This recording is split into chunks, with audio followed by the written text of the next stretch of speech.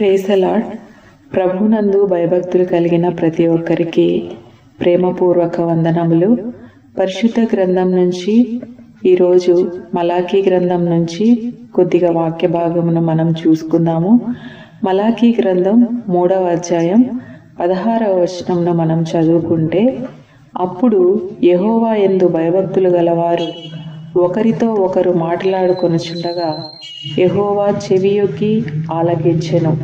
మరియు యెహోవా యందు భయభక్తులు కలిగి ఆయన నామమును స్మరించుచూ ఉండు వారికి జ్ఞాపకార్థముగా ఒక గ్రంథము ఆయన సముఖమునందు వ్రాయబడెను. ఇక్కడ మలాకీ ప్రవక్త ఒక విషయాన్ని చెప్తున్నాడు. అప్పుడు ఎప్పుడో ఒక క్షణం ఆగిన తర్వాత తెలుసుకుందాం. అప్పుడు ఏం జరిగింది అంటే, యెహోవా యందు భయభక్తులు గలవారు ఒకరితో ఒకరు మాట్లాడుకొనుచుండగా యెహోవా చెవియొగ్గి ఆలకించెను. ఎవరు మాట్లాడుకొనుచుంటే, యెహోవా యందు భయభక్తులు గలవారు మాట్లాడుకుంటుంటే యెహోవా చెవియొగ్గి ఆలకిస్తున్నాడట.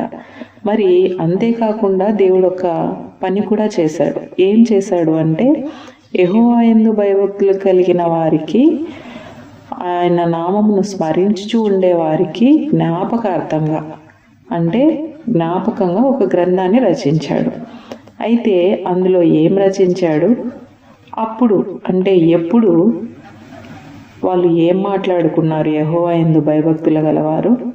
అప్పుడు దేవుడు ఎందుకు చెప్పాడు ఈ మాటలు మనం ఒకసారి చూసుకుంటే, ఎప్పుడు దేవుడు యెహోవా యందు భయభక్తులు గలవారి మాటలు విన్నాడంటే, 13వ వచనంలో, మలాకీ గ్రంథం 3వ అధ్యాయం 13వ వచనంలో చూసుకుంటే, యెహోవా సెలవిచ్చినదేమనగా, నన్ను గూర్చి మీరు బహు గర్వపు మాటలు పలికి నిన్ను గూర్చి ఏమి చెప్పితిమని మీరు అడుగుదురు. దేవుని సేవ చేయుట నిష్ఫలమనియు ఆయన ఆజ్ఞలను గైకొని సైన్యములకు అధిపతియగు యెహోవా సన్నిధిని మనము దుఃఖాక్రాంతులుగా తిరుగుట వలన ప్రయోజనమేమనియు, గర్విష్ఠులు ధన్యులగుదురనియు యెహోవాను శోధించు దుర్మార్గులు వర్ధిల్లుదురనియు వారు సంరక్షణ పొందుదురనియు మీరు చెప్పుకొనుచున్నారు. ఇది అప్పటి సందర్భం. అప్పుడు యెహోవా యందు భయభక్తులు గల వాళ్ళు ఏం మాట్లాడుకొనుచున్నారు అంటే, మనం చేసే భక్తి వ్యర్థం, మనం చేసే సేవ నిష్ఫలం, మనకు ప్రయోజనం లేదు, మనకేమీ మేలు జరగదు. అయితే గర్విష్ఠులు ఉన్నారే, వాళ్ళకు బాగా ధన్యులు. వాళ్ళను యెహోవాను ఎంత శోధిస్తున్నారో వాళ్ళు అంత బాగా వర్ధిల్లుతున్నారు. వారు సంరక్షణ పొందుతారు, అన్ని విధాల వారు సంరక్షణ పొందుతున్నారు. ఇది ఎవరు మాట్లాడుకొనుచున్నారంటే, యెహోవా యందు భయభక్తులు గలవారు మాట్లాడుకొనుచున్నారు. ఇక్కడ మరి వారికి ఎంత కష్టం వచ్చిందో, యెహోవా యందు భయభక్తులు గల పిల్లలు నిజంగా చాలా కాలం కొందరు కొన్ని విషయాల కోసం ఎదురు చూస్తారు.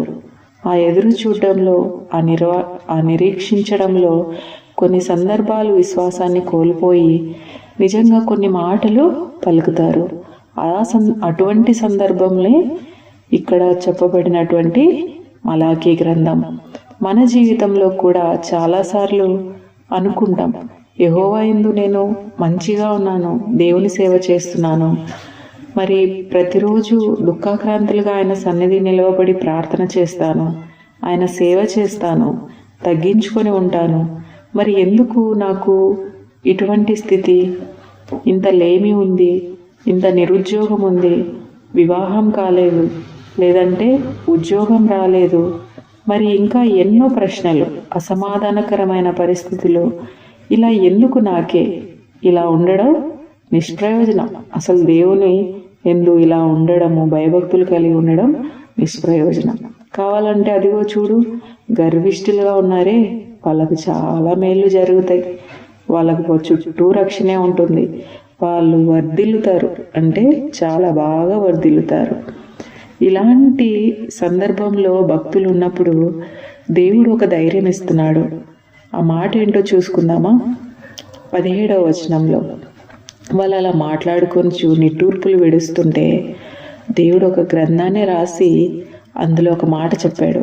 ఆ మాట ఏంటంటే 17వ వచనం, నేను నియమింపబోవు దినము రాగా వారు నా వారై నా స్వకీయ సంపాద్యమై ఉందురు. తండ్రి తన్ను సేవించు కుమారుని కనికరించినట్లు నేను వారిని కనికరింతును. సైన్యములకు అధిపతియగు యెహోవా సెలవిచ్చుచున్నాడు. ఇక్కడ చూస్తే దేవుడు ఏమని చెప్తున్నాడంటే, యెహోవా యందు భయభక్తులు కలవాళ్ళు నిష్ప్రయోజనమని వారు అనుకుంటున్నారు. కానీ దేవుడు ఏమంటున్నాడంటే, వాళ్ళు నాకు ఎలా ఉంటారు, వారిపైన నేను ఎటువంటి ప్రేమను చూపిస్తాను అని చెప్తున్నాడంటే, తండ్రి తన్ను సేవించు కుమారుని కనికరించినట్లు నేను వారిని కనికరిస్తాను. యేసుక్రీస్తు ప్రభువు మన మీద చూపే ప్రేమ ఎటువంటి ప్రేమ?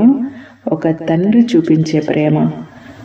ఒక కొడుకు మంచి బుద్ధులతో ఉన్నప్పుడు, మంచి నడవడికతో ఉన్నప్పుడు ఆ తండ్రి ఆ కుమారునికి ఏమైనా చేయాలి, ఏదైనా తన కుమారుని సంతోషపెట్టాలని మరి బయట నుంచి తను అడిగిన వస్తువును తేవడము, తనకిష్టమైన ఆహార పదార్థాన్ని తేవడము, లేదంటే ఇంకా ఏంటో తనకిష్టమైనది తెలుసుకొని దాన్ని చేయడానికి తండ్రి ఇష్టపడతాడు.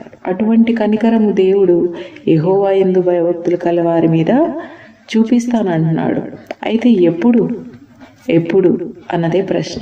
అయితే దేవుడే చెప్తున్నాడు, నేను నియమింపబోవు దినము రాగా. ఆయన ఒక దినాన్ని నియమించాడు. ఆ దినమున తండ్రి కనికరము మన మీద ఉంటుంది.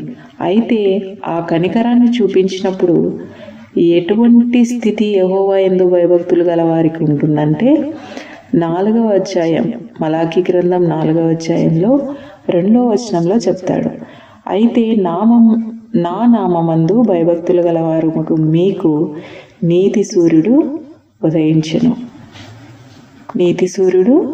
ఉదయించెను, అతని రెక్కలు ఆరోగ్యము కలగచేయను. గనుక మీరు బయలుదేరి క్రొవ్విన దూడలు గంతులు వేయనట్లు గంతులు వేయుదురు. ఇది దేవుడు ఎవరి గూర్చి చెప్పబడుతున్న మాట? యెహోవా యందు భయభక్తులు గలవారి మీద చెప్పబడుతున్నటువంటి మాట. వారనుకొంచున్నారు మేము ఈ విధంగా దేవుని యందు భయభక్తులు కలిగి ఉండడం వ్యర్థం, నిష్ప్రయోజనమని. కానీ దేవుడు అంటున్నాడు, ఒక దినం వస్తుంది, మీకు నీతి సూర్యుడు ఉదయిస్తాడు, నేను మీకు సహాయం చేస్తాను, ఆరోగ్యం కలగచేస్తాను, నెమ్మది కలగచేస్తాను. ఇదిగో ఎలా గంతులు వేస్తారంటే, నిజంగా క్రొవ్విన దూడలు గంతులు వేసినట్లుగా గంతులు వేస్తారు. అయితే ఎప్పుడు అన్నదే ప్రశ్న. దేవుడు నియమించిన కాలం అన్నది జరుగుతుంది. ఒక్కోసారి అంతవరకు మన భక్తి, మన విశ్వాసం చాలినది కాకుండా ఉంటుంది, ప్రశ్నించేదిగా ఉంటుంది, బాధపడేదిగా ఉంటుంది, దుఃఖపడేదిగా ఉంటుంది, తూర్పులు విడిచేదిగా ఉంటుంది. అయితే దేవుడు సెలవిస్తున్నాడు, నిన్ను గంతులు వేయునట్లుగా ఆయన కనికరాన్ని చూపించబోతున్నాడు. ఇటువంటి సందర్భాలు నీకు నాకు ఎదురైంటే దేవుని యందు నిరీక్షణ కలిగి ఉందాం. దేవుడిచ్చిన ఈ మాటలతో మన ఆత్మీయ జీవితాన్ని కట్టుకుందాం. దేవుడి వాక్యము దీవించునుగాక.